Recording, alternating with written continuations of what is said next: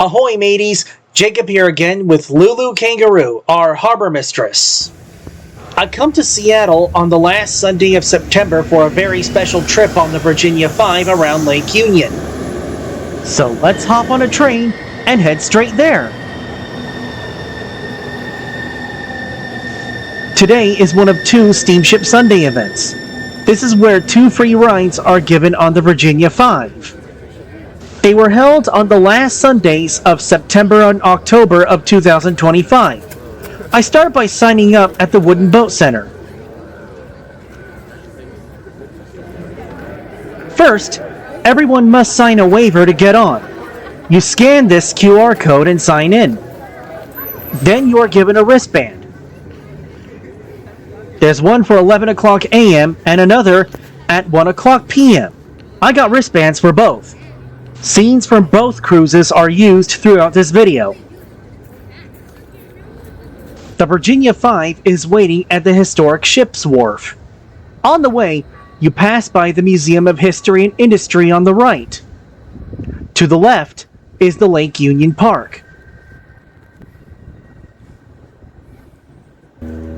And here she is, docked with other historic vessels. These include the tugboat Arthur Foss, the Swiftsure lightship, and the Duwamish fireship. Lake Union is also the location of Seattle's International Seaplane Terminus, and this de Havilland Otter flown by Kenmore Air is one of several seaplanes we will see throughout this voyage.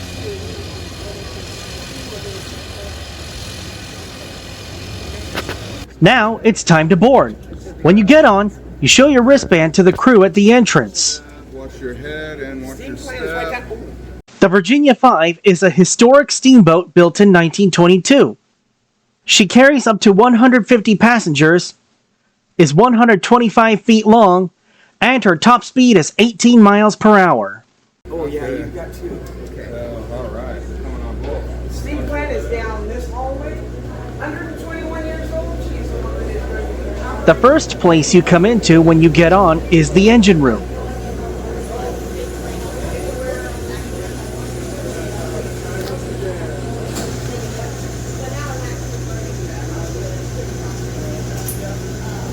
Operating pressure on the Virginia 5 is 175 pounds per square inch. Not quite there yet. At the stern of the vessel is a semi-open area. Up the stairs is the main passenger cabin.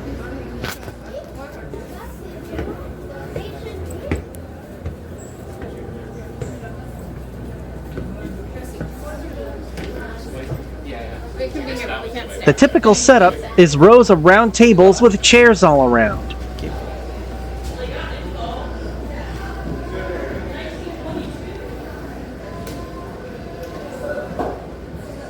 There is a small refreshment stand.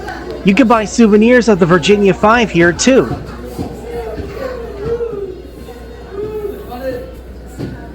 In front of the bow stairwell is a donations box where you can give money to help keep this ship in good condition. From the bow deck, one can go upstairs to the sun deck, and once out of the dock, they can see the wheelhouse as well. We'll see that a little later. The V in Virginia 5 stands for 5, and on the walls of the main passenger cabin, you can see photos of the history of the other Virginia ships, all of which were operated by the West Pass Transportation Company. It all started with a tugboat converted into a ferry called the Virginia Merrill. Much of the history of the Virginia 5 herself is also here, including the wreck that occurred in 1934.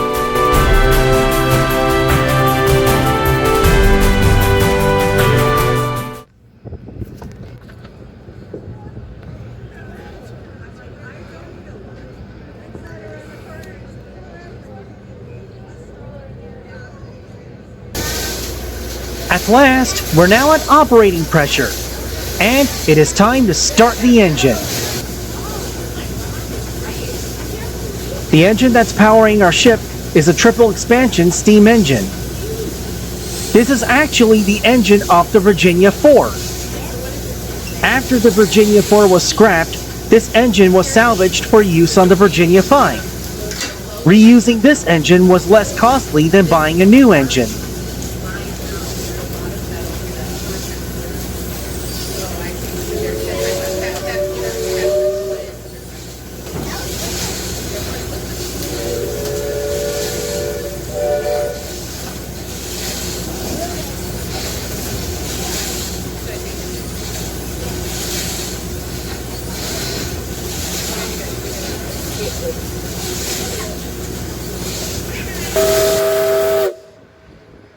With the sound of the whistle and a ring of the telegraph, it's time to go.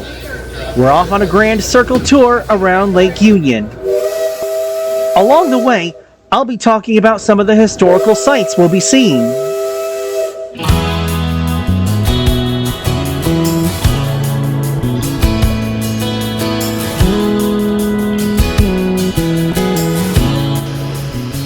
Most of the aircraft coming into the seaplane terminal are flown by Kenmore Air.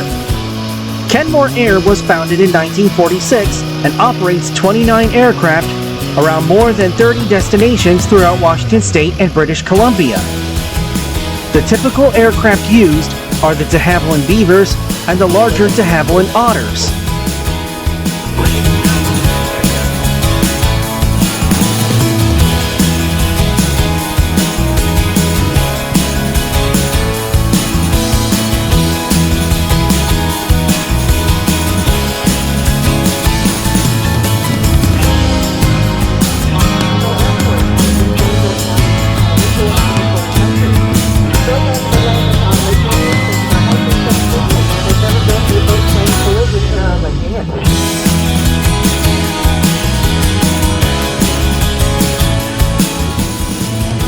This schooner is the Lavengro. Built as the Helen in 1926, she was a scale replica of the Biloxi shrimp and oyster schooners from the early 1900s. She was renamed Lavengro in the mid-1950s after being sold to Robert Wilson in Connecticut.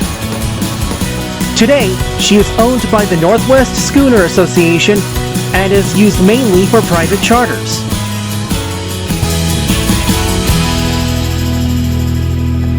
The building with many chimneys is the Seattle Light Power Plant. It was designed by Daniel R. Huntington and was built in 1914 and supplied power to the residents around Lake Union until it was decommissioned in 1987. Today, it is part of the Fred Hutchison Cancer Research Center. This is Lake Union Dry Dock. It was founded by Otis Cutting and John McLean in 1919. It is here that they work on all kinds of vessels and can work on ships up to 5,600 long tons and 420 feet long.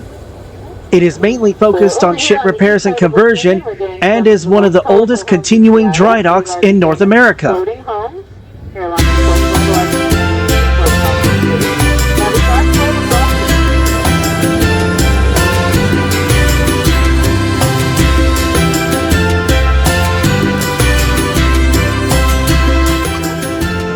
Around Lake Union, you will see many floating houses. These are floating houses, they're not houseboats. The difference is that floating houses are fixed into one place and are permanently connected to public utilities such as water and power mains and sewage. Houseboats, on the other hand, are moored to a dock and can either be moved by a tugboat or under their own power if they're fitted with propulsion.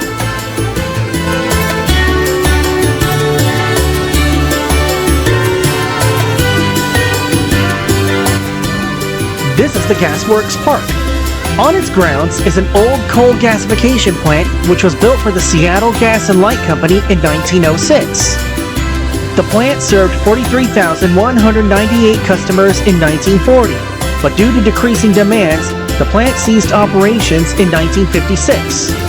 Nevertheless, the plant still stands today and is the only coal gasification plant in the USA to be preserved.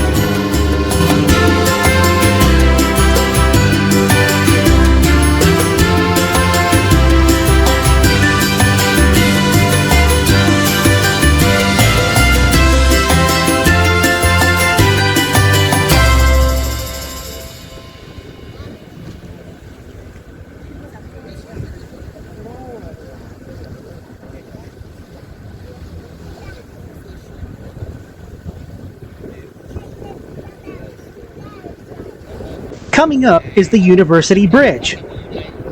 This double-leaf bascule bridge was built in 1919, and until 1940, it carried the trams of the Seattle Municipal Railway. Although the trams no longer run, it still carries the electric buses operated by King County Metro, which take power from overhead lines like trains. Ships must contact the bridge by radio if they require it to be opened. However, the Virginia 5 is small enough to proceed under the bridge, and so it will not have to be opened for us.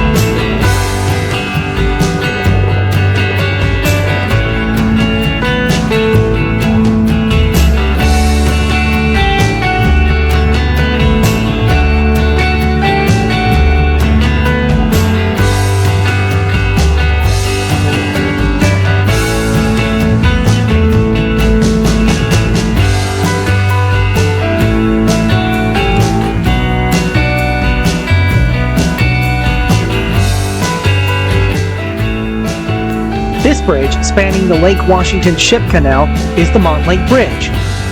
This is yet another two-leaf bascule bridge. Built in 1913, it carries State Highway 513 over the canal.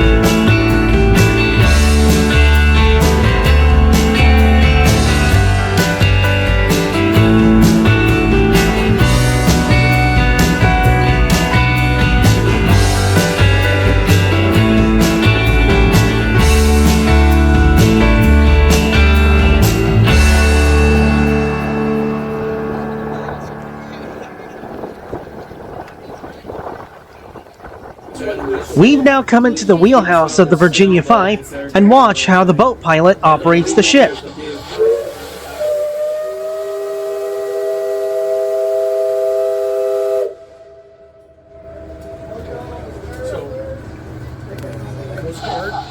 They were like, oh no. 16 and 13 we monitor here.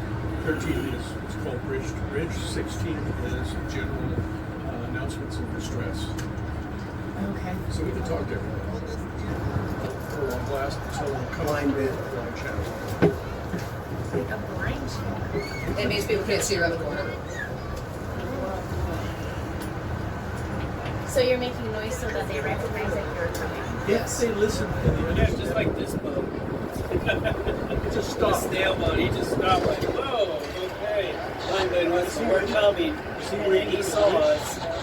A lot of sailboats will pull up to a bridge, then you go to them and just stop in the middle of everything. It's like, no, you need to move from one side so the people who don't need to move the bridge can keep going. It's not uncommon. I think they're actually probably waiting for center span. So they need us to clear the center span. This wooden car ferry is the Scansonia. She was built in 1929 and ferried cars and passengers between Port Defiance and Gig Harbor until she was retired in 1967. Today, she serves as a wedding venue.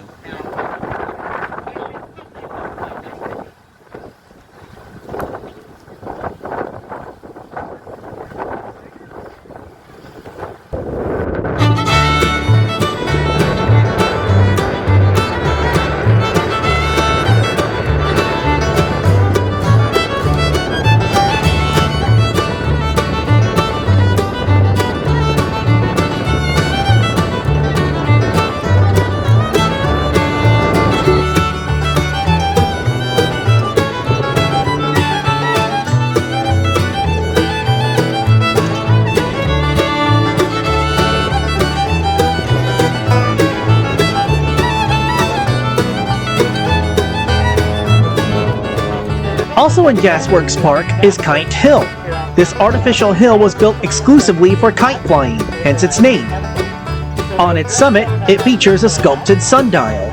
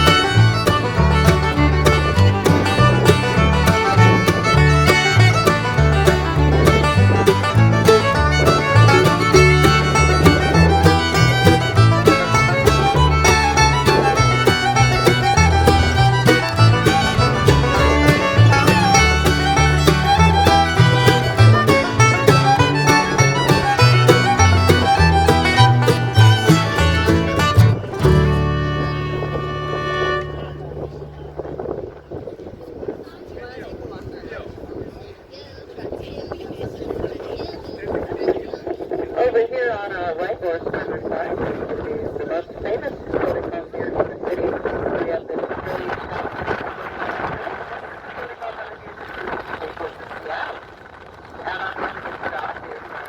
a little picnic bench to sit on after coffee. Sat during the movie.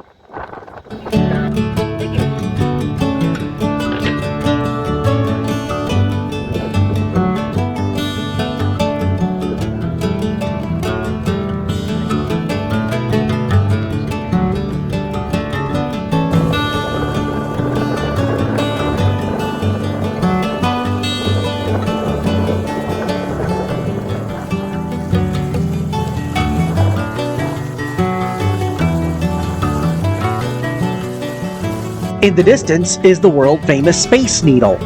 It was built in 1961 in the Seattle Center for the 1962 World's Fair, which attracted more than 2.3 million visitors. Standing 605 feet high, it was the tallest building in Washington State until Safeco Plaza was built in 1969.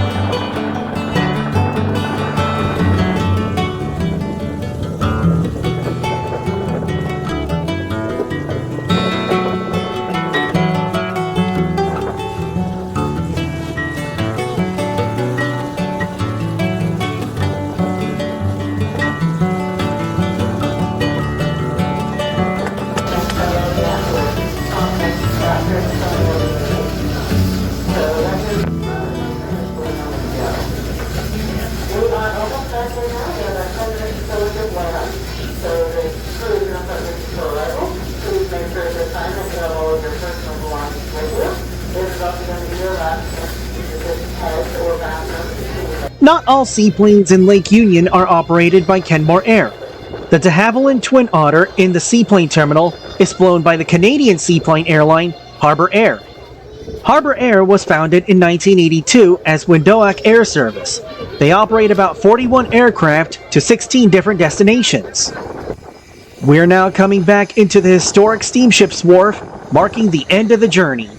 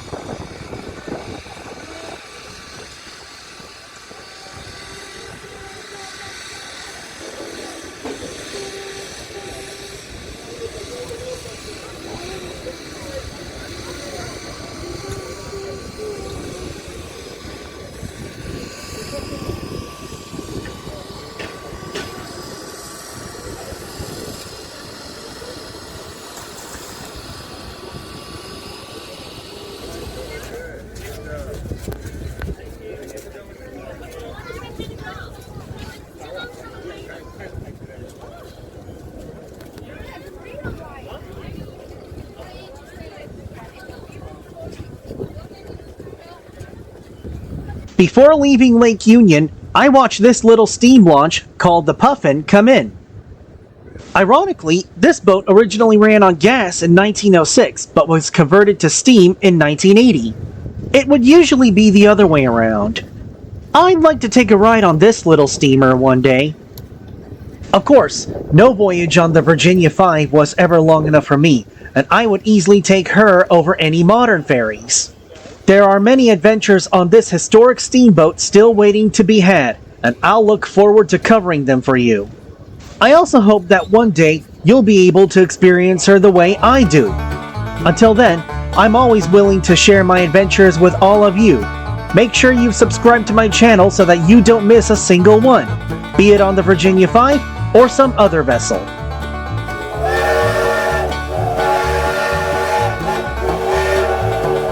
Keep your steam up!